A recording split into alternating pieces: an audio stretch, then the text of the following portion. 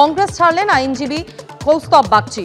দলের সমস্ত পদ থেকে ইতিমধ্যেই তিনি ইস্তফা দিয়েছেন। তিনি পদত্যাগপত্র পাঠিয়েছেন কংগ্রেসের হাইকমান্ডের কাছে। কৌস্তব বাগচি পদত্যাগপত্র পাঠিয়েছেন প্রদেশ কংগ্রেস সভাপতি অধীর রঞ্জন চৌধুরীকেও। ঠিক কি কারণে এই সিদ্ধান্ত, সেই বিষয়ে বিস্তারিত জানতে কথা বলে নেব। আমাদের সঙ্গে টেলিফোন লাইনে রয়েছেন প্রতিনিধি উজ্জ্বল মুখোপাধ্যায়। উজ্জ্বল, কি কারণে আইনজীবীর এই সিদ্ধান্ত, কি বলছেন তিনি?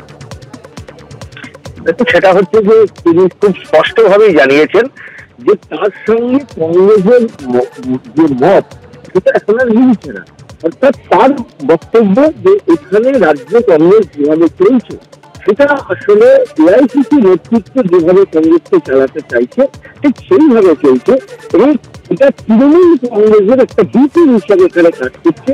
এই রাজ্য কংগ্রেসের কোনো অস্তিত্ব নেই, এদের বক্তব্য কেউ গুরুত্ব দেয় না।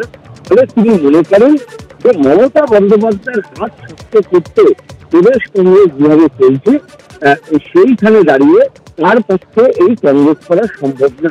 তারপর আমরা কিছুদিন নিয়ে দেখেছি যে তার সঙ্গে কংগ্রেসের একটা দূরত্ব তৈরি হয়েছে, এবং কংগ্রেসের সঙ্গে যত দূরত্ব তৈরি হয়েছে ততই কিন্তু তার সঙ্গে সুসম্পর্ক তৈরি হয়েছে শুভেন্দু অধিকারী।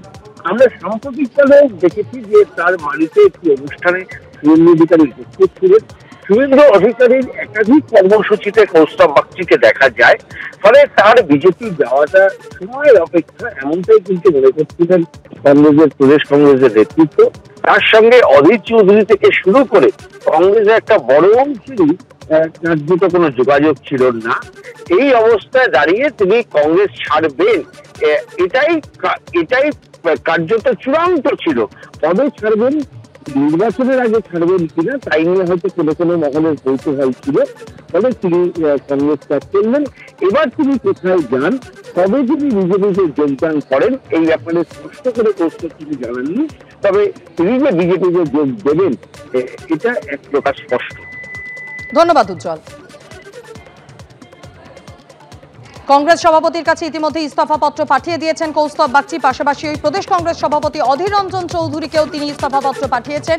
মূলত তার যে অভিযোগ, তিনি বলছেন যে কংগ্রেস তার রাজনৈতিক সত্তা হারিয়েছে।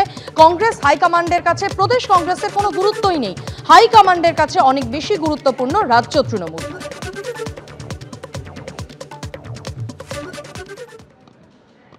আমি আমার ইস্তফাপত্র আমার দলের প্রাইমারি মেম্বারশিপ থেকে, আর আমি প্রদেশ কংগ্রেস সদস্য ছিলাম, সেই হিসাবে ইস্তফাপত্র পাঠিয়েছি। আমি দলের সর্বভারতীয় সভাপতি, রাজ্য সভাপতি, দলের যে রাজ্যে দলের ইনচার্জ, তিনজনকে পাঠিয়েছি।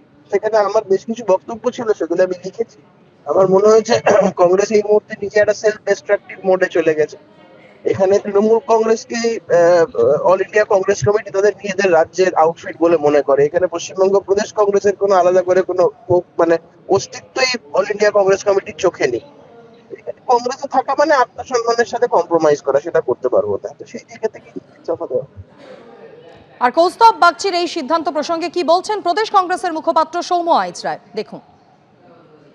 সর্বভারতীয় ক্ষেত্রে বা রাজ্য কংগ্রেসের নেতৃত্ব কোনো সময় বলেনি তৃণমূলের সাথে যোগাযোগ। আসলে ওনার দুটো হাতের সাথে আরেকটা অজুহাত লাগে। তো কংগ্রেসের থেকে বেরিয়ে যেতে, অন্য কোনো নৌকো ভিড়াতে, অন্য কোনো নৌকোয় উঠতে গেলে তো একটা দুটো অজুহাত লাগবে।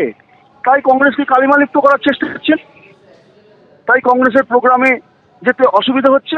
আসলে ওনার ভাষাটা অনেকটা বিজেপির শুভেন্দুবাবুদের ভাষার সাথে মেলে।